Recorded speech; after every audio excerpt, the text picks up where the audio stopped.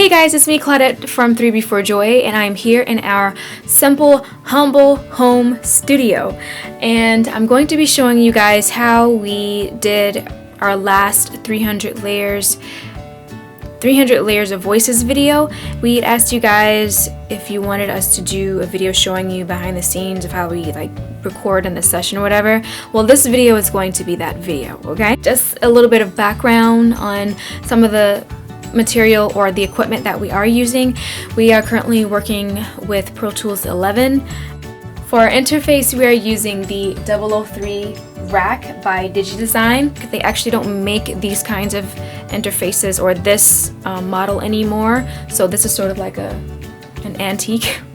I don't know how else to put it. If you guys want us to do more videos like this and want us to go more in depth on the equipment we use, including camera, lights, all those things, definitely thumbs up, and I guess we'll just do a series on this. It's definitely things that you should think about investing in if you want to do vlogging, YouTube, or any of these awesome social media things. Okay? Alright, so let's get right into our session. Okay. So I tried my best to zoom in, but this is just an overview of the session that I just recently opened up. This is how Pro Tools 11 looks when you open it. Now up here, and I'll just make this a little bigger so you guys can see. Yeah, these are our voices from the last video that we did without any mix.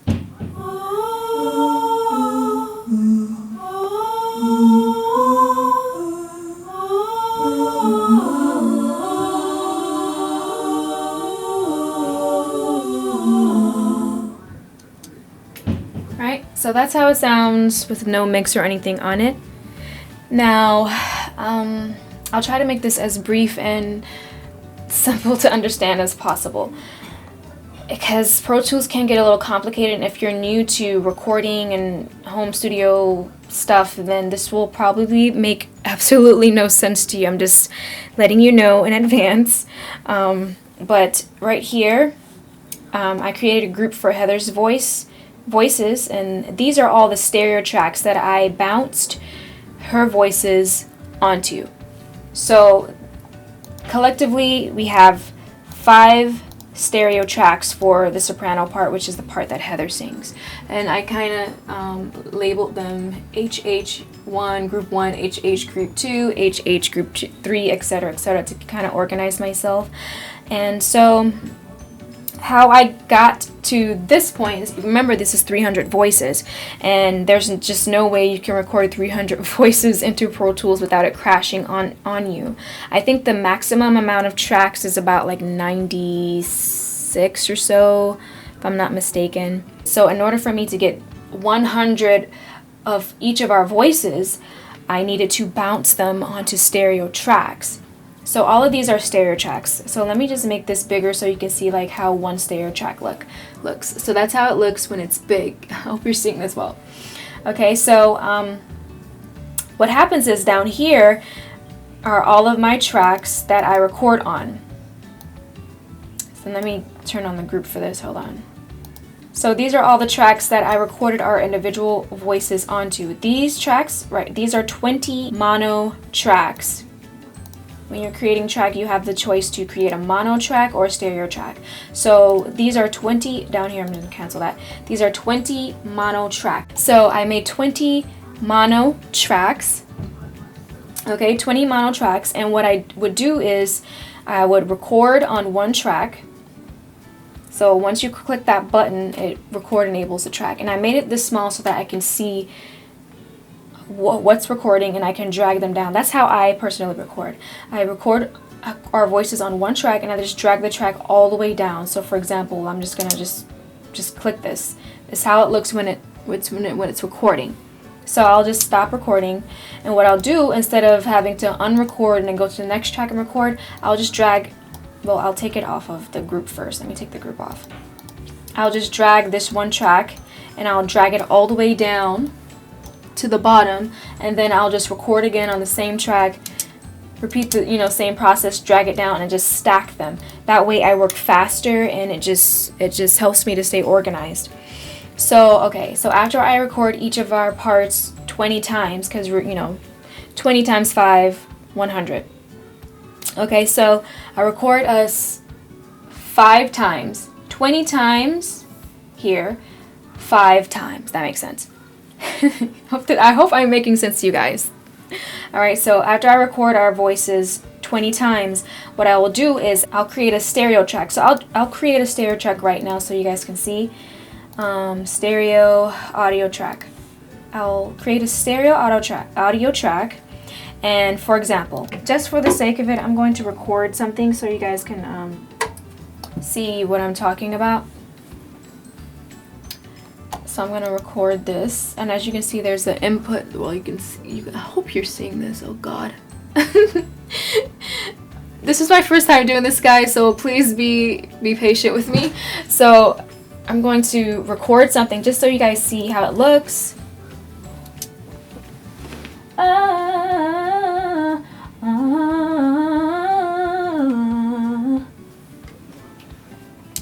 Okay, as you can see, there's some audio that I just recorded. So I'm gonna unrecord that, and let's say I recorded this 20 times. Okay, 20 times I recorded this one part. After I record it 20 times, what I'm going to do now is create a stereo audio track, which is what I just did. And let me mute all of these just so I don't hear them. Yeah. Create a stereo audio track, and then what I will do next is I will go to a bus, and I will click, let's say bus 3132 is open, so I'll click bus 3132 on this stereo audio track, and I'll just name this Claudia playing. Okay, I create a bus. Once I create that bus, I go down to all of my audio, my 20 mono audio tracks, and I change their output. So this input for the stereo track is bus 3132. So I change the output of all of those stereo tracks down here, mono tracks down here. I'll change the output to the same bus that I chose for this stereo track, 3132. And so then, after I do that, all I have to do now is press record on the stereo track, and what will happen is all the tracks that I record down here will print onto this stereo track. So let me just show you guys.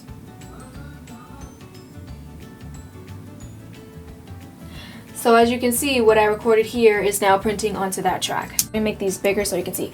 Okay, so now what's here is on a stereo track. So that's initially how I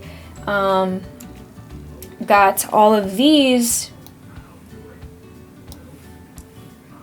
our audio onto stereo tracks. It's the same method. So Heather recorded her part 1 time, 20 times, right?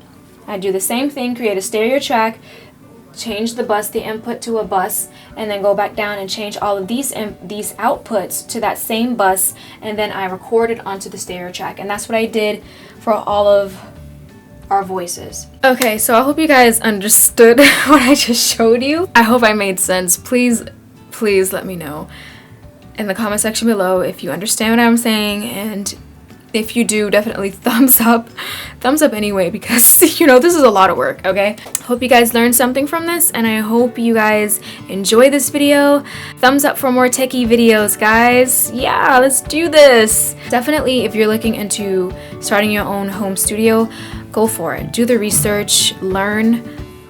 We didn't go to school for any of this. We kind of just learned from doing research and from personal friends who are also producers. Shout out to all of our awesome producer friends who gave us some advice with this. So that's how we're able to do stuff like this, and we know about equipment and all that stuff. And we're still learning. We're not perfect, we're still learning how to edit and mix, and it's a lot of work, it's a lot of dedication, it's a lot of sacrifice, but when you really want something, you'll do it, So anyways, be encouraged. If you're starting out on YouTube, go for it. Don't let anyone talk you out of it. You can be successful. You will be successful if you just keep at it and be consistent and never give up. All right? So see you guys in our next video. Bye.